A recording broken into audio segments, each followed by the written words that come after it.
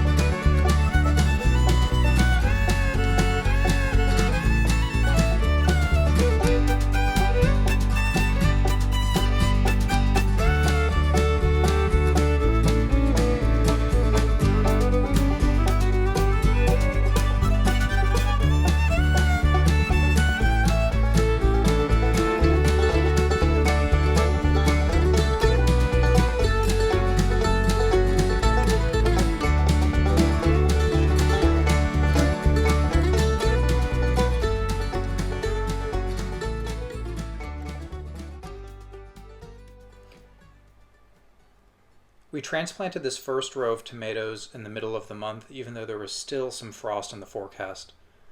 But even though the plants were big enough, we decided to hold off on the rest of them until after the frost, just in case they did not survive the weather. Using the tiller with only half the blades was an experiment I decided to do for that first row of tomatoes. but it was so effective that I decided to do it again. So you'll see here that I moved the plastic back to clear the mulch out of that second row, and then I used the tiller again, basically repeating the same process that we did. Now we have two 50-foot rows of tomatoes. We did stagger the tomato plants, however, so they won't compete for the same vertical space.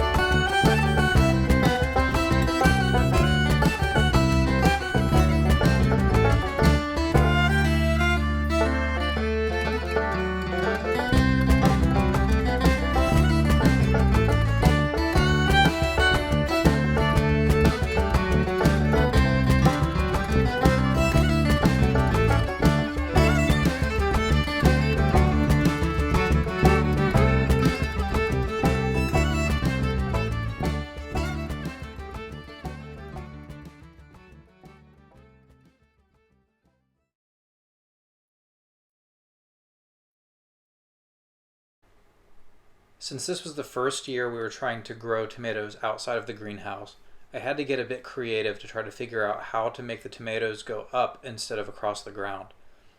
In the greenhouse, we can tie things directly to the structure of the building, but outside we needed some sort of system, whether it's poles or pipes or wood, to keep the tomatoes growing vertical. I had a neighbor getting rid of bamboo. She let me load up my car after cutting it myself, and what you can see here is me building an 8-foot tall, 50-foot long run to support both rows of our tomato plants. Our plan is for each tomato plant to have its own string line going from the 8-foot peak of the bamboo down to the base of each plant. We just ordered some of these little plastic clips that allows us to clip the tomato plants to the string as they grow. We're really interested to see how this turns out, so stay tuned for future videos to see what happened with our tomatoes.